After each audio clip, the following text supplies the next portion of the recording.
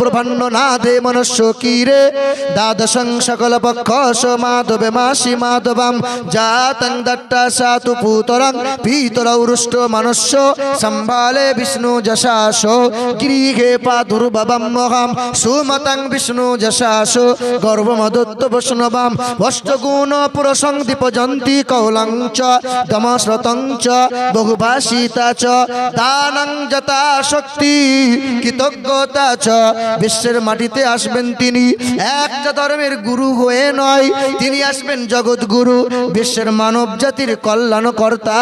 তিনি হবেন কালো মানুষদের মুক্তির সূর্য, তিনি হবেন নারীর স্বাধীনতার অগ্রদূত, তিনি হবেন দানশীল, তিনি হবেন প্রজ্ঞা, তিনি হবেন প্রশংসিত। হা হা তেনার চেহারা দিয়ে সুগন্ধি বার হবে, যার নাম হবে ও নমো ইন্দ্রজনা উপস্রোত নামে নরসংসা ভবিষ্যতে, যার নাম হবে নরসংসা, তারা বাংলা করলে হবে প্রশংসিত, যার আরবি করলে হবে মুহাম্মাদুর রাসূলুল্লাহ মুহাম্মদ সাল্লাল্লাহু আলাইহি ওয়াসাল্লাম। আল্লাহর নবী পৃথিবীতে আসেন নাই। 49 দিন আগে জালিম আবরাহা বাদশা হাতি নিয়ে, ঘোড়া নিয়ে, সৈন্য সিপাহী নিয়ে ওই আল্লাহর ঘর কাবা ঘর ভাঙতে গিয়েছিলেন। ওই কাবা ঘর ভাঙতে গিয়েছিল জালিম আবরাহা বাদশা। আমার আল্লাহ পাক রব্বুল আলামিন কোনো পালোয়ান কোনো মানুষকে নেন নাই। আমার আল্লাহ পাক কোনো ফেরেশতাদেরকে নিয়ে এর বিরুদ্ধে প্রতিবাদের জন্য পৃথিবীতে পাঠান নাই। আমার আল্লাহ পাক ছোট ছোট আবাবিল পাখিকে হুকুম করেছিলেন, এ আসমানের পাখিরা শোনো, 20 গ্রাম 10 গ্রামের কাঁকড় তোমরা ঠোঁটে তুলে নেবে। 10 গ্রামের 20 গ্রাম 25 গ্রামের কাঁকড় আবাবিল পাখি মুখে তুলে নিয়েছিল। আমার আল্লাহ পাক বলেছিলেন, আমি যখন অর্ডার করব, হুকুম করব, তোমরা ঠোঁট দিয়ে কাঁকড় নিক্ষেপ করবে, আর যখন মুখের কাঁকড় নিক্ষেপ হবে ওই 10 গ্রামের কাঁকড়কে আমি আল্লাহ পাক 10 কুইন্টালে পাথর বানিয়ে দেব। হ্যাঁ, পৃথিবীর কোনো পালোয়ানের দরকার হয়নি। আমার আল্লাহ পাক কোনো ফেরেশতাদেরকে সাহায্য নেন নাই, ছোট ছোট আবাবিল পাখিকে হুকুম করে দিল। জালিম বাদশা আবরাহা কাবা ঘরে পাশাপাশি গিয়েছিল, কাবা ঘরকে ভেঙে দেবে, কাবা ঘরকে দুনিয়া থেকে মিটিয়ে দেবে। সেই দিন আবরাহা বাদশাকে ধ্বংস করার জন্য আবাবিল পাখির ওপর হুকুম হয়ে গেল। কাঁকড় নিক্ষেপ করলো, পাথর নিক্ষেপ করলো। আমার আল্লাহ পাক কুইন্টাল কুইন্টাল ওজন বানিয়ে দিয়ে তামাম হস্ত সৈন্য সিপাহী বাহিনী সবাইকে ধূলিসাৎ করে দিয়েছিলেন। সে আল্লাহ আছে না নাই? যে আল্লাহ কঠিন আগুন থেকে ইব্রাহিম নবীকে বাঁচিয়েছিলেন, সে আল্লাহ পাক আছে না নাই? কেউ বলছে আল্লাহ, সেই আল্লাহ আছে, আল্লাহ বুড়ো হয়ে গেছে, নাউজুবিল্লাহ। যে আল্লাহ ইউসুফ নবীকে কুয়া থেকে উদ্ধার করেছিলেন, সে আল্লাহ এখনো আছে না নাই? যে আল্লাহ ইউনুস নবীকে মাছের পেট থেকে উদ্ধার করেছেন, সে আল্লাহ এখনো আছে না নাই? যে আল্লাহ মহাপিলাবন থেকে নূহ নবী নজিউল্লাহকে উদ্ধার করেছেন, সে আল্লাহ এখনো আছে। আমরা মুসলমান শুধু ঘাবড়ে যাই। আজকে 200 কোটি মুসলমান, মাত্র ওই 1.5 কোটি থেকে 2 কোটি ইসরায়েল ইহুদিদের জন্য বলছি, আল্লাহ মুসলমানকে আল্লাহ রক্ষা করো আল্লাহ। আজকে আবাবিল পাখির দিকে তাকিয়ে থেকো না।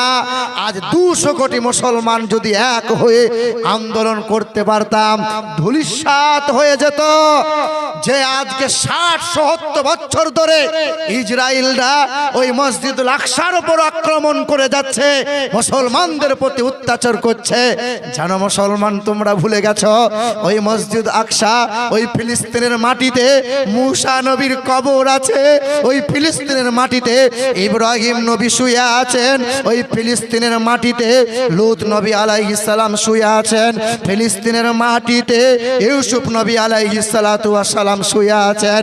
ওই ফিলিস্তিনের মাটিতে ওই মসজিদুল আকসা সাথে আমার নবী গিয়েছিলেন আর সকল নবীরা হাজির হয়েছিল আর আমার নবী সবার আগে দাঁড়িয়ে ইমামতি করে সমস্ত নবী পয়গম্বররা পিছনে দাঁড়িয়ে আমার রাসূলুল্লাহ ইমামের জায়গায় দাঁড়িয়ে নামাজ পড়িয়েছিলেন।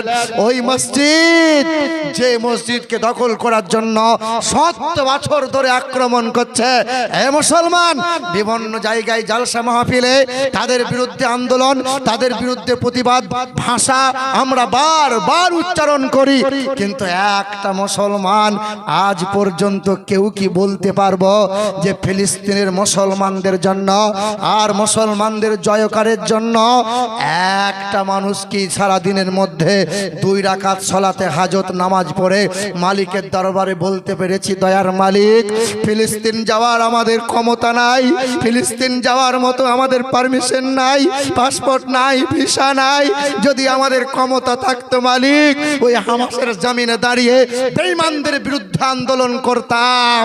কথা বলেন ঠিক না? কথা বলেন ঠিক কিনা? একটা মুসলমান বলতে পারবেন যে সালাতে হাজাত 2 রাকাত নামাজ পড়ে সেই ফিলিস্তিনের জন্য দোয়া করেছি? বাবাজিরা ভাইরা আমার, প্রতিবাদ যদি নাও করতে পারেন যাওয়া তো সম্ভব নয়, কমসম সারা দিনের ভেতরে রাত দিনের মধ্যে একটা টাইম বার করেন, মাত্র 2টা রাকাত সালাতে হাজত নামাজ পড়েন আর মালিকের দরবারে বলেন মালিক তোমার হাবিব বলেছিলেন যে এমন একটা সময় আসবে ইহুদিরা মুসলিমদের উপর আক্রমণ করবে আর মুসলমানরা পাহাড়ের ধারে লুকিয়ে যাবে, সেদিন পাহাড়গুলো ডেকে ডেকে বলবে মুসলমান আয় আল্লাহর বান্দা আয়, নবীর দুশ্মন আছে আয়, নবীর দুশ্মনটাকে পৃথিবী থেকে জাহান্নামে পাঠিয়ে দে। তোমার হাবিব তো বলে দিয়েছে মালিক তুমি মুসলমান। আজ আমরা যারা সোশ্যাল মিডিয়াতে দেখি ছোট ছোট মাসুম বাচ্চাদের কান্না, ছোট ছোট নিরীহ বৃদ্ধ বৃদ্ধা এবং মহিলাদের উপর যেভাবে আক্রমণ, রক্তাক্ত চেহারা দেখলে পরে বুক ফেটে যায়, চোখ দিয়ে পানি বার হয়ে যায়। আমরা মুসলমান, আমরা মুসলমান। শোনো ওই আল্লাহ এখনো পারে কাবা ঘরকে রক্ষা করার জন্য আবাবিল পাখি দিয়ে জালিমদের ধ্বংস করেছেন। আজ আমরা মুসলমানরা যদি সত্যিকারের আল্লাহর ঝান্ডা ওয়ালা তাহিনু ওয়ালা তাহজানু ওয়া আনতুমুল আ'লাউনা ইন কুনতুম মুমিনিন, আল্লাহ পাক বলে বান্দা দুঃখ করবি না, সাহস হারাবি না, জয় তুরাই করবি, তোদের জয় লাভ হবে। তোরা যদি সত্যিকারের মুমিন হয়ে যা, সবার আগে নবীকে মোহাব্বত করে নে, নবীর দামান ধরে নে, নবীকে গোলামি করে নে, মুসলমান জয় হবে আমরা যদি মুমিন মুসলমান হতে পারি। বাবাজিরা ভাইরা আমার, সেই দয়া রাসূল সাল্লাল্লাহু তাআলা আলাইহি ওয়াসাল্লাম পৃথিবীর জমিনে ভূমিষ্ঠ হয়েছেন রবিউল আউয়ালের 12 তারিখে দ্বাদশ মাধব মাসের দ্বাদশ তিথিতে শাম্বালা শহরে, যার বাবার নাম বিষ্ণু যশা, তার মায়ের নাম সুমতি, যার নাম এসেছে বেদের পাতায় নরসংসা। হ্যাঁ, বিষ্ণু যশার বাংলা করলে হবে আব্দুল্লাহ, আল্লাহর দাস, যার আরবি করলে হবে আব্দুল্লাহ। তার মায়ের নাম হবে সুমতি, যার বাংলা করলে হবে সুন্দরমন, যার আরবি করলে হবে আমেনা।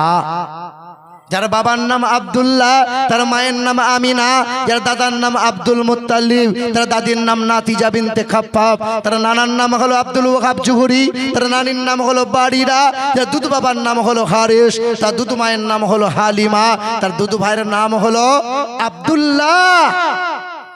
আর তিনি হলেন মক্কার মতি, মদিনার জ্যোতি, তিনি আমাদের 2 নয়নের মণি জনাবে মুহাম্মদুর রাসূলুল্লাহ সাল্লাল্লাহু আলাইহি ওয়াসাল্লাম। আমার বাবাজিরা ভাইরা আমার, আল্লাহ রাসূল সাল্লাল্লাহু তাআলা আলাইহি ওয়াসাল্লাম ভূমিষ্ঠ হয়েছিলেন। নবীজির বয়স যখন 7 দিন ছিল, তো আমার রাসূলুল্লাহ সাল্লাল্লাহু আলাইহি ওয়াসাল্লামকে তায়েফের একজন মহিলা, যার নাম ছিল দাই মা হালিমাতু সাইয়্যিদা, মা হালিমা কোলে করে নিয়ে গিয়েছিলেন। আমার রাসূলকে দুধ পান করিয়েছিলেন।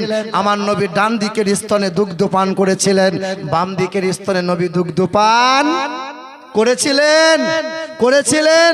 মা হালেমা চিন্তায় চিন্তিত হলেন, ডক্টরি কবিরাজি করেন। এ মুসলমান, সারা জীবনী শুনে গেলাম। আমার নবী ওই 2 বছর বয়সে গোটা বিশ্বের মানব জাতিকে বুঝিয়েছিলেন, এ মা হালিমা তুই বুঝিয়ে দিস, তুই শুনিয়ে দিস, আমি দয়ার রসুল মোহাম্মদ সাল্লাল্লাহু আলাইহি সাল্লাম, আমি তোমার ডান দিকের স্তনে দুধ পান করব, বাম দিকের স্তনে দুগ্ধ পান করব না। তুমি ছুটে বেড়াইও না, তুমি ডাক্তারি কবিরাজি করিও না, কারণ বাম দিকের স্তনে তো আমি দুগ্ধ পান করব না। আমি তোমার পেটে ধরা সন্তান নয়, তোমার একটা পেটে ধরা সন্তান যার নাম আব্দুল্লাহ। আমি 2 স্তনে দুগ্ধ পান যদি করে নেই, ভাইয়ের হক মারা হবে। দেখো দেখো, কত হাজি বসে আছে, কত মাস্টার, কত ব্যারিস্টার বসে আছে। ভাই পড়েন না কেন, 1.5 রাকাত আপনি দাড়ি রাখেন না কেন, 5 ওয়াক্ত জানি আপনার নামাজ ফেল নাই, আপনি তাহাজ্জুদ নামাজ পড়ে জান্নাতের আশা করিয়েন না, 10 বার হজ করে জান্নাত পাওয়ার আশা করিয়েন না। যে মানুষটা ভাইয়ের হক মারে, যে মানুষটা বোনের হক মেরে খায়, নিজের আপন বোনটা বলেছিল, ভাই তুমি তো হিসেব করে নিজের সম্পত্তি ভাগ করে নিলে, আমার সম্পত্তির ভাগটা দাও। সেদিন আপন ভাইটা নিজের বোনকে বলেছিল, সম্পত্তির ভাগ চাইতে এসেছিস, আমার ঘরে কোনোদিন ঢুকবি না। সেদিন নিজের আপন বোনটা, যার হক ছিল, যার পাওনা দরকার ছিল, সেদিন আপন বোনটাকে তোমার মতো ভাইটা তাড়িয়ে দিয়েছ। এখনো বোনের সম্পত্তিটা হারাম তুমি খেয়ে ভক্ষণ করছ, আর তাহাজ্জুদের নামাজ পড়ে কপাল কালো করছ। তোমাকে সাদা পেপার, স্ট্যাম্প পেপার আমি লিখে দিয়ে যাব, তোমার জন্য জান্নাত নাই, তোমার জন্য জান্নাত নাই। যে ভাগনার হক মেরে খাই, যে ভাতিজার হক মেরে খাই, যে বোনের হক মেরে খাই, যে ভাইয়ের হক মেরে খাই, তার জন্য জান্নাত নাই, জান্নাত নাই, জান্নাত নাই। ও জান্নাত নানির বাড়ির গোয়াল ঘর। এই কেশিয়ার সাহেব কোথায়? শুধু বললো সত্য কথা বলেন, তাই বলছি, রাগ করিয়েন না। হ্যাঁ, একবার আনার পরে দ্বিতীয়বার আনার ভুল আর করিয়েন না। বাবাজিরা, ভাইরা আমার, জানাজার ময়দানে হাজার জনতা জানাজা পড়তে আসে। আপনাদের গ্রামের ইমাম সাহেব বলে না, আসসালামু আলাইকুম, আমার এই চাচা মারা গেছে গো, খুব লোক ভালো ছিল, সবাই যেন আল্লাহর ওয়াস্তে সব মাফ করে দিও। মাফ চাই কি চাই না? কথা বলেন, মাফ চাই কি চাই না? আচ্ছা বলুন, আপনার গ্রামে কোনো মানুষ যদি মারা যায়, শেষ গোসলটা কলতলায় হয় না পুকুরের ঘাটে হয়? কোথায়? কলতলায়। শেষ গোসলটা মরার পরে কোথায় দেন? বাংলা ভাষা বুঝতে পারেন না, কোথায় হয়? কোথায়? হ্যাঁ হ্যাঁ, বাড়িতে আবার পর্দা করে হয়। সারা জীবন জাঙ্গিয়া পরে পুরুষ মহিলা একসাথে গোসল করে, লজ্জা নাই, পর্দা নাই। মরার পরে বলছে পর্দা করতে হয়। পর্দা মরার পরে করতে নয়, পর্দা বেঁচে থাকতে করতে হয়। জানাজার ময়দানে ইমাম সাহেব মাপ চাইছে, মরার পরে মাপ চাওয়া যায় না, মাপ বেঁচে থাকতে চাইতে হয়। হাজার জনতার ভিড়ে বড় বিয়াই দাঁড়িয়ে আছে, জানাজা পড়বে। ইমাম সাহেব বলছে সবাই আল্লাহর ওয়াস্তে মাফ করে দিও। বড় বিয়াই তখন মনে মনে বলছে, আমার মেয়ের তোমার ছেলের সাথে যেদিন বিয়ে দিয়েছিলাম, 2 ভরি সোনা 1 বছর দিতে দেরি হয়েছিল বলে তুমি আমার মেয়েকে জ্বালিয়ে ঘর থেকে বার করে দিয়েছিলে। ঠিক মতো পণের টাকাটা দিতে পারি নাই বলে তুমি আমার মেয়েকে বলেছিলে টাকা নিয়ে আই, তারপরে সংসার করবি। আর আজকে ইমাম সাহেব তার হয়ে ওকালতি করছে। মক্কা মদিনা থেকে ইমাম যদি ভাড়া করে নিয়ে জানাজা পড়ানো হয়, আল্লাহর কসম বলছে ওর মাপ নাই। ওর 4 দিনা 40 হবে। পৃথিবীর বড় বড় হুজুর পীর সাহেবদেরকে নিয়ে 40 করে কেঁদে কেঁদে দোয়া করাবেন। আল্লাহর ওয়াস্তে বলে দিয়ে গেলাম, ওর মাপ নাই। যে ছেলের বিয়েতে দাবি করে টাকা নিয়েছে, তাহাজ্জুদের নামাজ পড়লেও মাপ নাই, কাবা শরীফের দেওয়াল ধরে কান্না করলেও মাপ নাই। আপনার মানুষের সাথে জড়িত পাপ আল্লাহ মাফ করে না। আল্লাহ বলছে মানুষের সাথে জড়িত পাপ আমি মাফ করি না।